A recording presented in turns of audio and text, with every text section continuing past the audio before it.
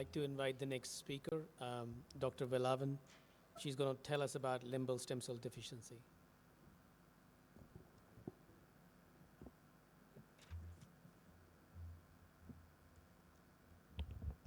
Thank you very much. I would like to thank the organizing committees for inviting me.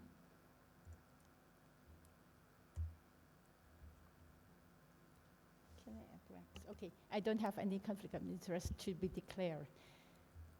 Limbal deficiencies, or LSCD, present significant challenge in ophthalmology. Based on the limbal stem cell concept, there are many ocular surface disease which is caused by the destruction or the hypofunction of the limbal stem cell, as shown in this slide. And how can we diagnose the LSCD? By using the clinical presentation and the investigation, which include the advanced imaging techniques and the cell sampling from the cornea. Starting with the classic clinical signs of LSCD, the 3 C's, which is very well known, are conjunctivalization, corneal vascularization, compromised epithelium, plus the absence of the palisades of Vogt, which you can see in the inset of the pictures here. And from the global consensus on the diagnosis and staging of LSCD proposed by Deng and group in 2019, this picture illustrates the typical wall-like epithelium, which is the conjunctival phenotype with the abnormal delay fluorescein staining. Now we move to the laboratories, and this is how the first time we diagnosed the LSCD by putting the nitrocellulose paper onto the limbus to cover both the conjunctival and the corneal area. So in the pictures, you can see that the yellow line represents the limbus, while on the right side, you can see a sheet of conjunctival epithelial cells just come out. And on the cornea, there is rarely cells there because of the very tight junction of the corneal epithelium. Comparing to the picture in the lower, which is from the aniridia patients, which is a typical LSCD, you can see that there is no difference of the conjunctival and the corneal sides.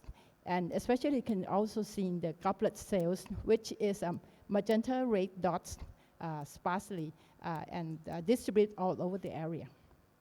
Furthermore, the immunohistochemistry staining for specific marker from the cell sampling of the cornea can also be used. The CK12, which you see here, is the typical phenotype of the corneal epithelium, while the CK7 and 13 is the markers of the conjunctival epithelium. So if the LSCD, we show the staining of the CK13 and CK7 on the cells that you obtain from the surface of the patients. Using advanced imaging IVCM techniques can also help in diagnosis of LSCD. So on the left pane, you can see that in the normal status, figure A shows the corneal epithelium, and B shows the subbasal plexus, nerve plexus, and the C shows the palisades of Vogt, while in the LSCD, this structure will be distorted, as seen in the conjunctival, the corneal epithelium in D. And you can also observe the goblet cells, which is the hyperreflective dots in figure E, as well as the absence of the palisades of Vogt in F. Another useful techniques for diagnosis of LSCD is by using the high resolution anti-segment OCT. So in normal condition, anti-segment OCT will demonstrate the normal and regular thickness of the hyperreflective layers of the corneal epithelium and the normal limbal structure.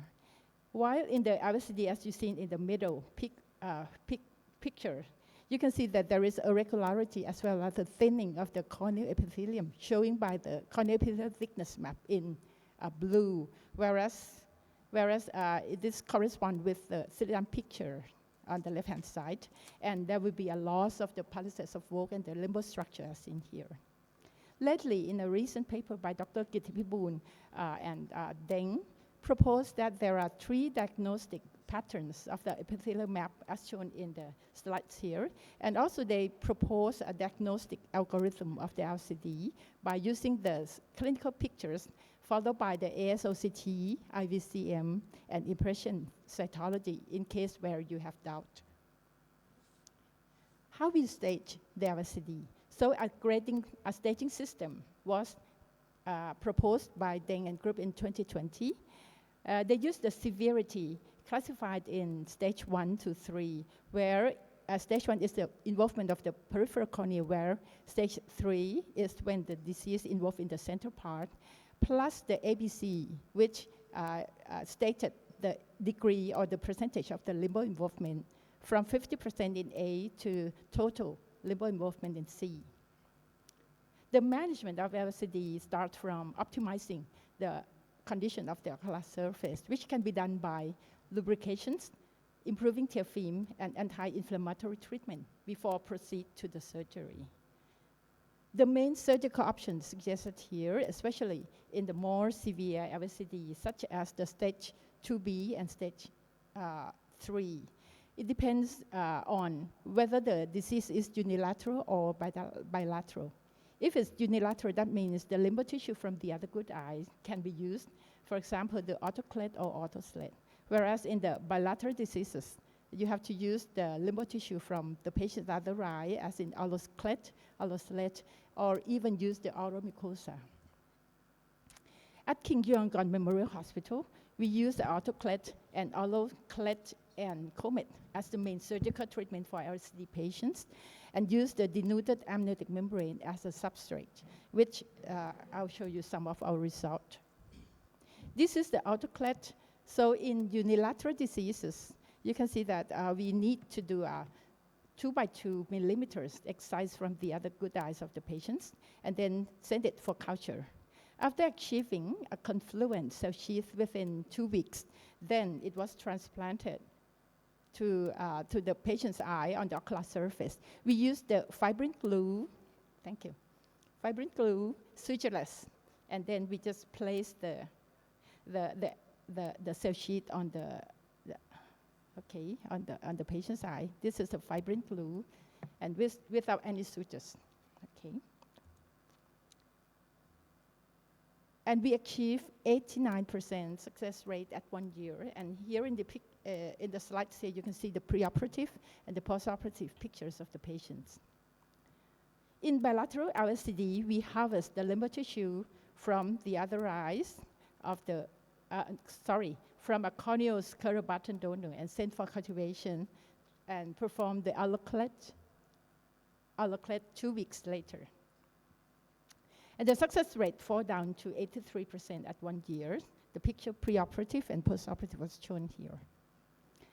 In this diagram, we also perform the comet steps and the picture before and after the operation at 4 months. Nowadays, the cell-based technology are commercially available in some countries.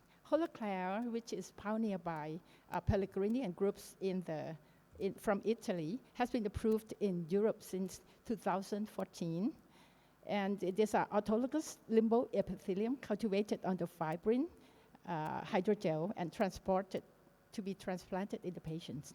Follow that, there are some of the cell technology which has been developed, especially from Japan, starting with the NAPIC from the Osaka University, where they use the autologous limbal epithelial cells culture on a temperature-sensitive cell sheet.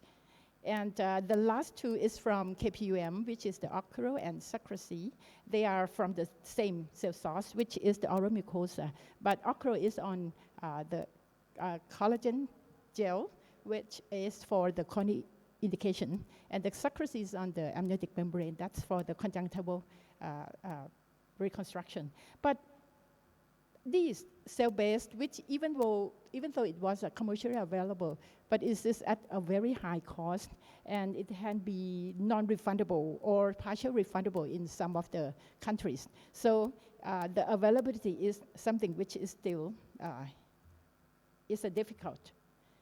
And this table from a review literature showing the anatomical and the functional success rate in different surgical procedures. Even though the SLED seems to have a little bit higher outcome in terms of the anatomic and functional, but you have to be important to note that the result is from different techniques, different case series, a lot of bias, and especially the lack of the accurate criteria to define the outcome success.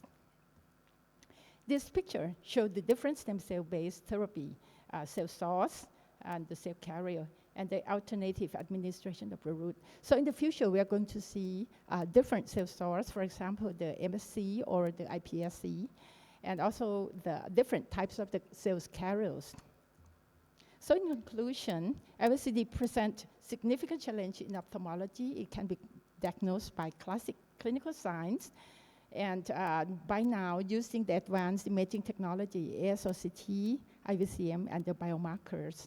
The surgical treatment include the limbal transplantation and the cell-based therapy. For example, the CLET and the COMET are breakthroughs and become commercially available. In the future, the therapy aims to enhance the efficacy, the accessibility of the cell-based treatment, as well as developing a standardized diagnosis and outcome evaluation that will lead to a promising outlook for the LSD management. I would like to thank our team at Chulalongkorn Hospital for helping with all the things, and Dr. Labhanath for helping with the slides. Thank you very much. Thank you, Vilavun. We are overrunning, but let's have one question. Come. Thank you very much. Dr. Vilavun, I see you apply sponge under the conjunctiva during the penis dissection. Did you use any chemotherapy like mitomycin? Yes, yes. You are very fast. That is a procedure that we do, especially in the active cases. So in active vascularization, for example, in some of the Steven Johnson, we also, at the same time as penis removal, we put the MMC sponge in order to inhibit. Yeah.